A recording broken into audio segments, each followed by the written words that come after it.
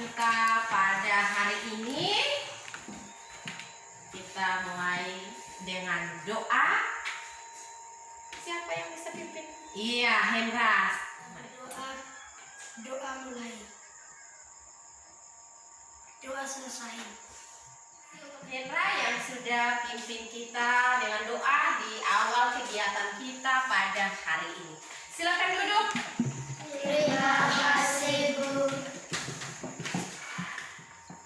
Sebelumnya Ibu mau mengecek kehadiran kita. Hadir semua hari ini? Hadir. Ya, bagus. Berarti kalian sudah turut menaati peraturan sekolah, yaitu dengan hadir pada saat pembelajaran, ya. Baik, sebelum kita lanjut dengan pelajaran kita pada hari ini, Ibu minta siapa yang masih ingat pelajaran kita pada kali yang lalu? Siapa yang masih ingat? Ya, Irsan, silahkan. Fungsi dari alat indera pendengar. Iya, fungsi dari alat indera pendengar. Bagus sekali, tepuk tangan. Baik, terima kasih. Fungsi dari alat indera pendengar. Alat indera pendengar kita itu apa? Telinga. Apa, Hendra? Telinga. Iya, telinga. Bagus sekali. Kita sudah belajar tentang alat indera pendengar. Nah, pada hari ini kita belajar masih pada tema 1, indahnya kebersamaan. Subtema 2, kebersamaan dalam keberagaman, pembelajaran keempat. Ya. Dengan tujuan pembelajaran pada hari ini, yang pertama, setelah membaca teks, siswa mampu mengidentifikasi gagasan pokok dan gagasan pendukung dengan benar. Tujuan yang kedua, setelah membaca teks, siswa mampu menuliskan gagasan pokok dan gagasan pendukung ke dalam grafik yang sudah disiapkan dengan sistematis. Tujuan pembelajaran ketiga, setelah berdiskusi, siswa mampu menjelaskan bentuk-bentuk kerjasama dalam keberagaman yang ditayangkan lewat proyektor dengan benar. Yang keempat, setelah mencari informasi, kalian harus bisa mempresentasikan contoh-contoh kerjasama dalam keberagaman seperti kerja bakti, gotong royong, dan kegiatan-kegiatan lain. Ya. Jadi ada 4 pembelajaran yang harus kita capai pada hari ini. Oleh karena itu, Ibu minta kalian harus memusatkan perhatian kita pada pembelajaran, ya, sehingga tujuan pembelajaran kita pada hari ini dapat tercapai. Sampai di sini bisa ngerti? Bisa. Tepuk semangat. Hurra! Hurra! Hurra! Mantap. Terima kasih. Baik. Sebelumnya kita sudah belajar tentang indahnya kebersamaan dengan fungsi dari alat indera pendengar pada hari ini. Ya, kita belajar bagaimana cara menjalin kebersamaan dalam keberagaman tersebut. Ya, nah, mari kita belajar lebih jauh seperti apa. Ya, nah, dengan kerjasama maka kebersamaan dalam keberagaman akan semakin terjalin dengan baik.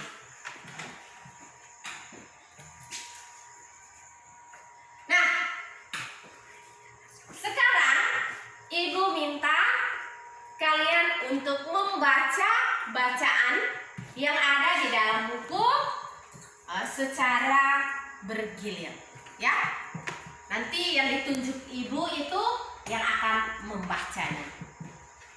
Bisa paham?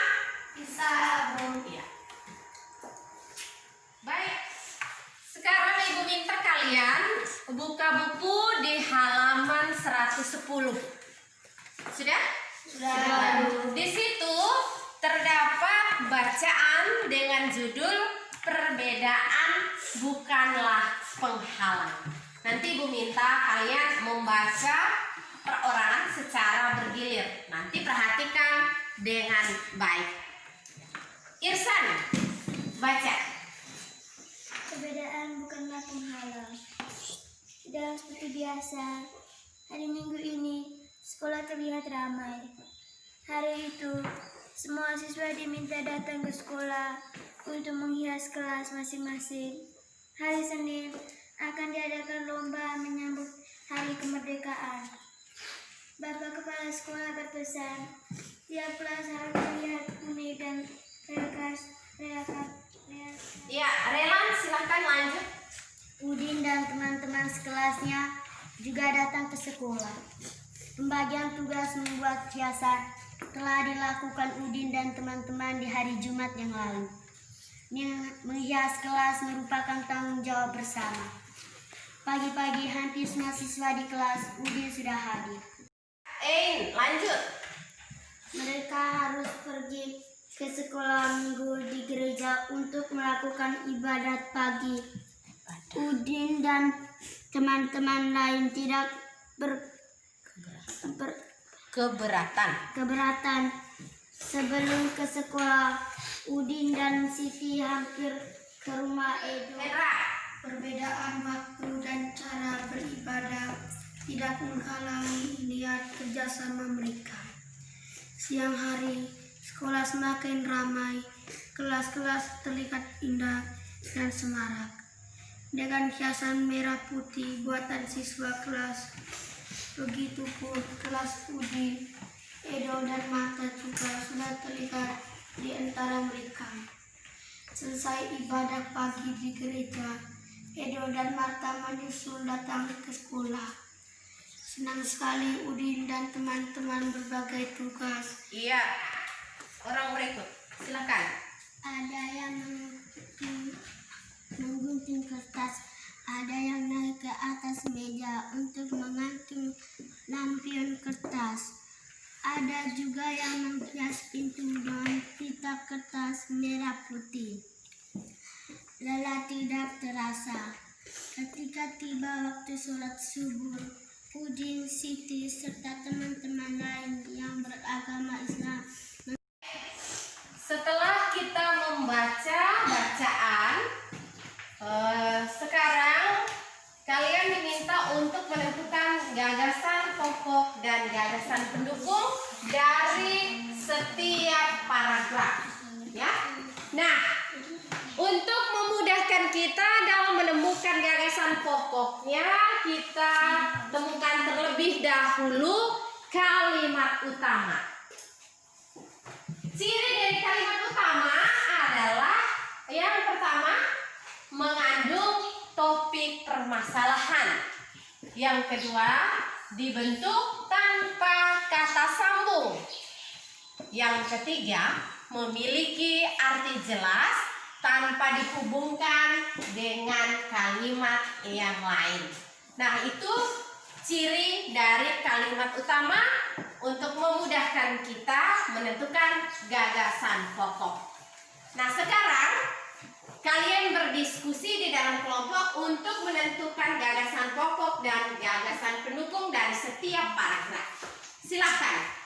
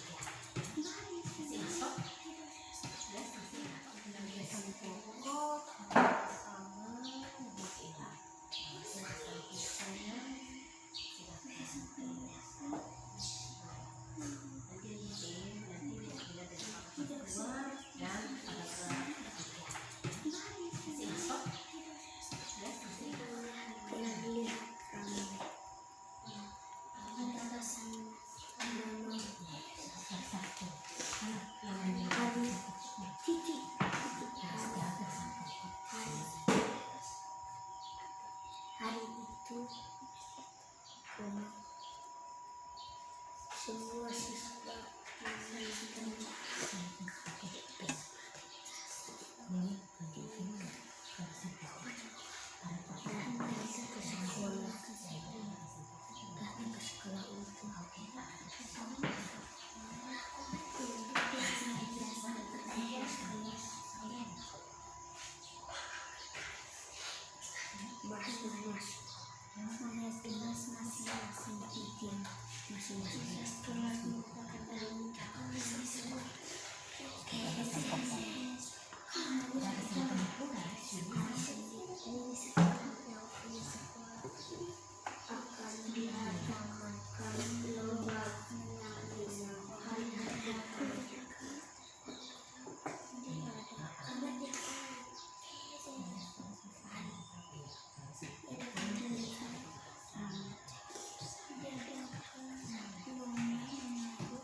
Diskusinya sudah selesai? sudah. Sekarang kita masing-masing mewakili kelompok ya, mempresentasikan hasil diskusinya di depan kelas. Silahkan yang mewakili kelompok.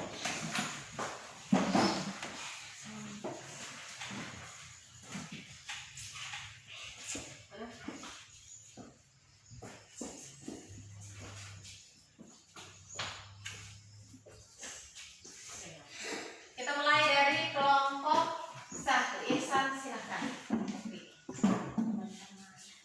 Teman-teman, saya akan melaporkan hasil diskusi kami. Perbedaan bukanlah penghalang. Paragraf 1. Gagasan pokok. Menghias kelas merupakan tanggung jawab bersama. Gagasan pendukung. Tidak seperti biasa, hari Minggu ini sekolah terlihat ramai. Hari itu, semua siswa diminta datang ke sekolah untuk menghias kelas masing-masing. Hari Senin akan diadakan lomba menyambut Hari Kemerdekaan. Bapak Kepala Sekolah berpesan tiap kelas harus terlihat unik dengan keasiaan alat. Paragraf 2. Gagasan pokok. Perbedaan waktu dan cara beribadah tidak menghalangi niat kerjasama mereka. Gagasan pendukung. Pagi-pagi, hampir semua siswa di kelas UD sudah hadir. Hanya Edo dan Marta yang belum terlihat. Edo dan Marta. Baik.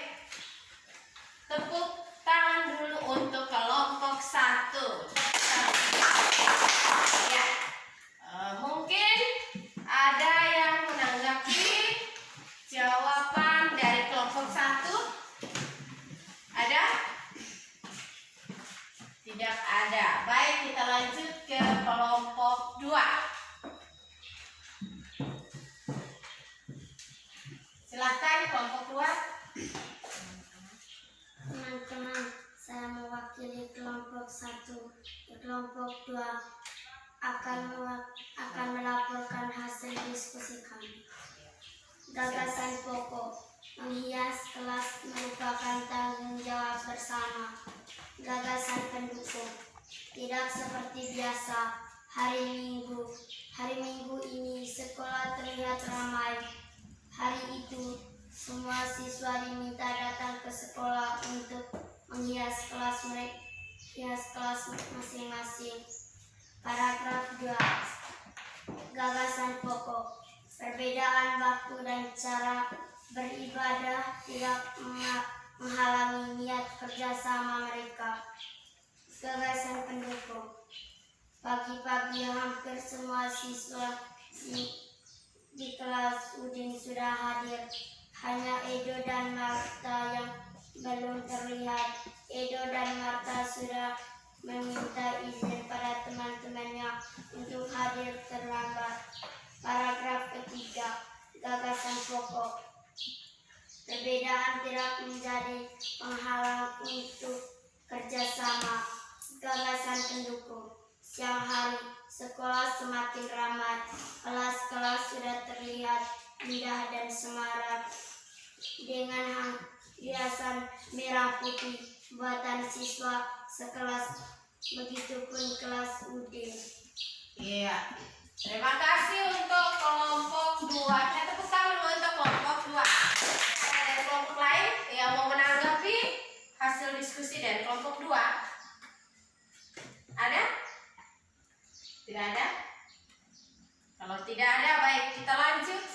kelompok 3. Silakan.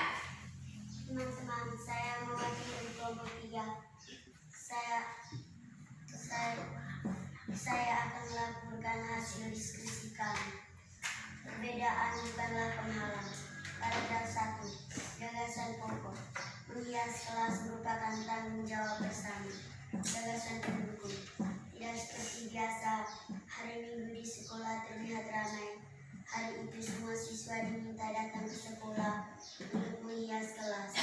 Masing-masing hari Senin akan diadakan lomba menyambut hari kemerdekaan.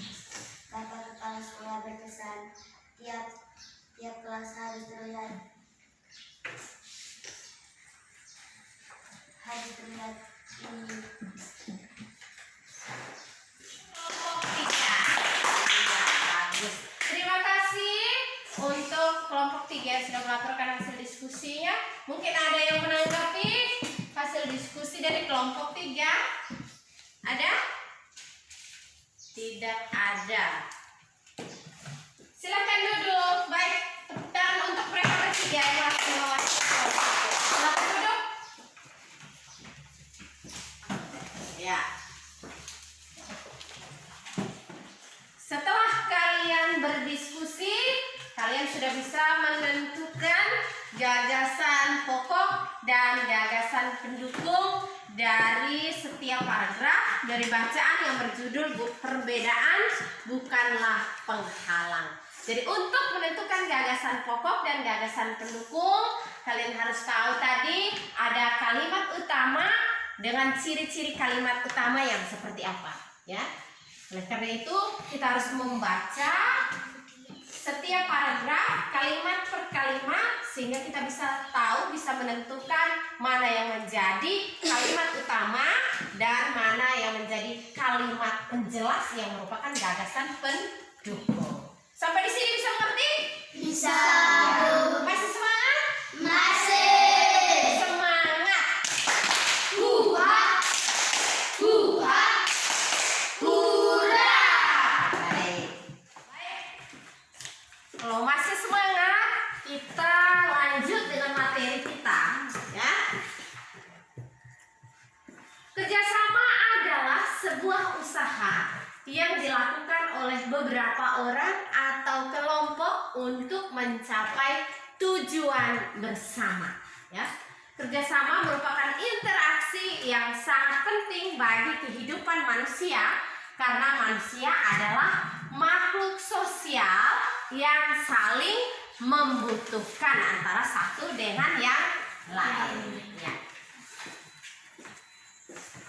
Nah, di sini ada beberapa gambar yang merupakan bentuk-bentuk kerjasama yang ada di lingkungan masyarakat, ya.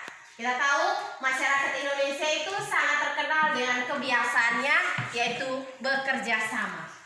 Di sini adalah contoh-contoh kerjasama yang dilakukan di masyarakat. Yang pertama adalah Ronda malam. Yang kedua Kerja bakti. Mungkin ada kegiatan-kegiatan lain lagi selain ronda malam, kerja bakti. Ada kegiatan lain lagi? Ya, Rela, silakan. Apa? Iya, gotong royong. Tepuk tangan untuk Rela dulu. Bagus, ya, gotong royong.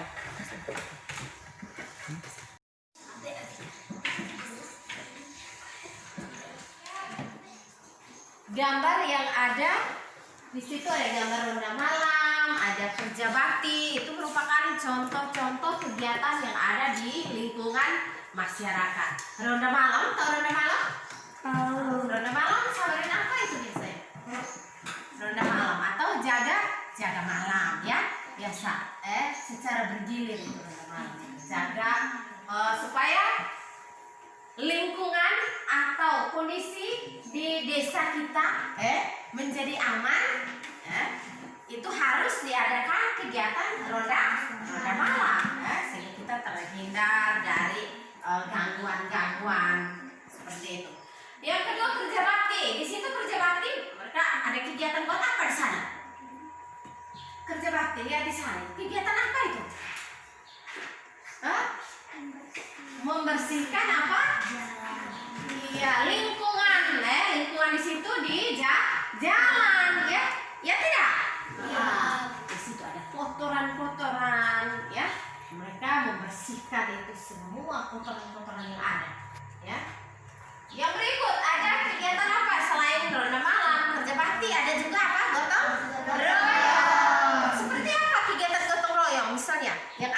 lingkungan kita, dalam kehidupan kita sehari-hari yang kalian biasa temukan atau kalian juga ikut dalam kegiatan itu. Bekerja sama buat apa? Ya, bagus. Kerja sama apa itu? Hah?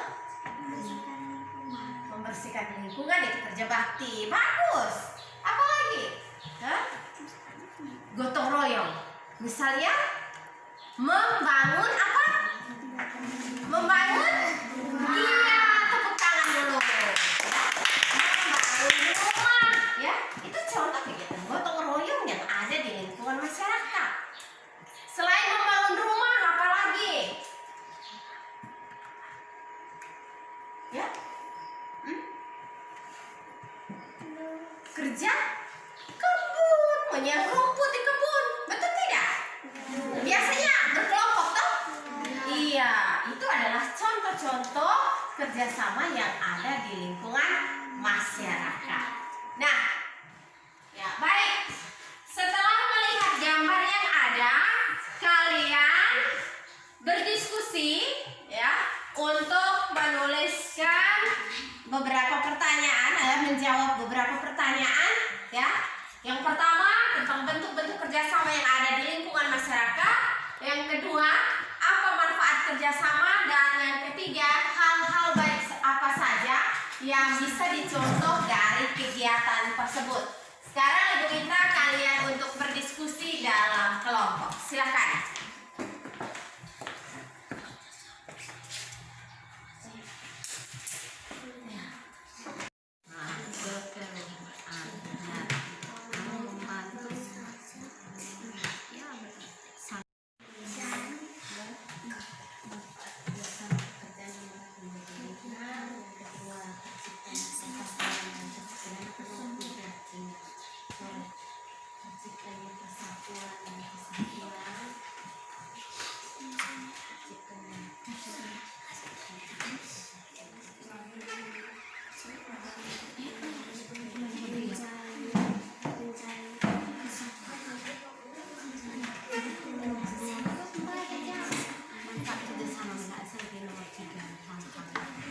Berdiskusi, Ibu minta yang mewakili kelompok masing-masing kalian mempresentasikannya di depan kelas. Silakan.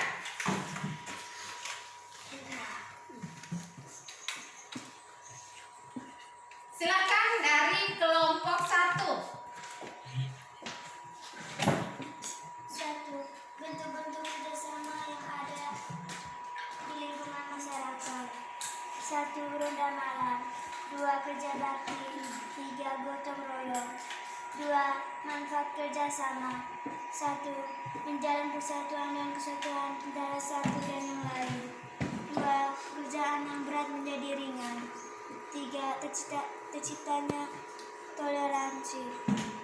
3. Hal-hal baik apa saja yang bisa dicontoh dari kegiatan tersebut. 1. Saling membantu satu dan yang lain. 2. Memupuk rasa kekeluargaan. Ya, terima kasih untuk kelompok 1. Tepuk salut. Salut, salut. Salut, salut. Salut. Ya, kita lanjut. Atau sebelum itu ada yang mau menanggapi? Ada? Tidak ada. Baik, kita lanjut ke kelompok 2. Silakan. 1. Bentuk-bentuk kerjasama yang ada di lingkungan masyarakat. 1. Ronda malam. 2. Kerja bakti. 3. Gotong royong. 2. Manfaat kerjasama. 1. Menjalin persatuan dan kesatuan antara satu dan yang lain. 2. Pekerjaan yang berat menjadi ringan. 3. Terciptanya toleransi. 3. Hal-hal baik apa saja yang bisa dicontoh dari kegiatan tersebut. 1. Saling membantu satu dan yang lain. 2. Menempuh rasa kekeluargaan. Baik, terima kasih untuk kelompok 2. Tepuk salut. Salut, salut. Salut, salut. Baik, kita lanjut ke kelompok Bentuk-bentuk kerjasama yang ada di lingkungan masyarakat. 1. Kerja bakti. 2. Gotong royong. 3. Ronda malam. 2. Manfaat kerjasama. 1. Bekerja yang berat menjadi ringan. 2. Terciptanya persatuan dan kesatuan. 3. Terciptanya toleransi. 3. Hal-hal yang baik apa saja yang bisa dicontoh dari kegiatan. 1. Saling membantu satu dan yang lain. 2.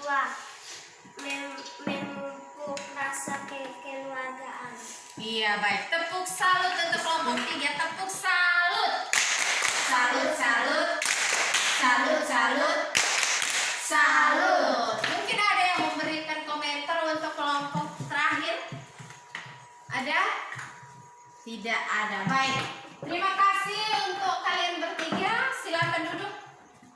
Dari hasil diskusi kalian tadi, bisa Ibu simpulkan bahwa kalian sudah bisa menentukan bentuk-bentuk kerjasama yang ada di lingkungan masyarakat. Yang kedua, hal baik apa saja yang bisa kalian ambil dari kerjasama tadi. Yang ketiga, manfaat dari kerjasama.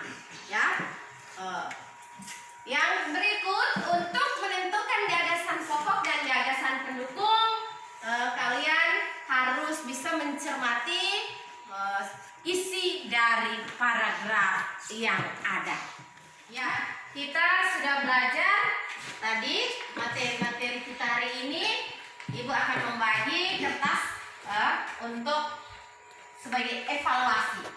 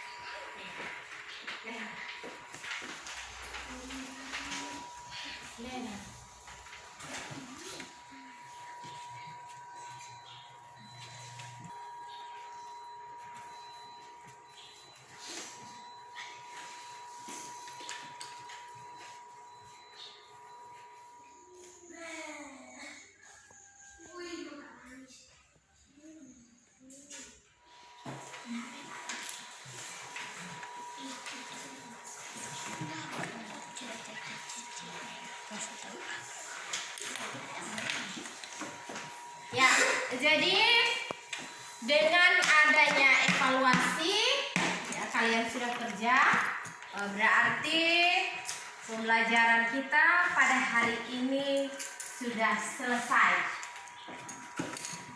Jadi sebelum pulang, Ibu minta kalian untuk terus belajar, ya, sampai di rumah kembali mengulang pelajaran yang sudah kalian dapat hari ini. Ya, ingat belajar, jangan lupa juga kita harus tetap mengikuti protokol kesehatan dengan mencuci tangan, jaga jarak, dan pakai masker. Ya. Baik, sampai di sini pembelajaran kita sudah selesai. Saya minta Irsan untuk pimpin kita dengan doa.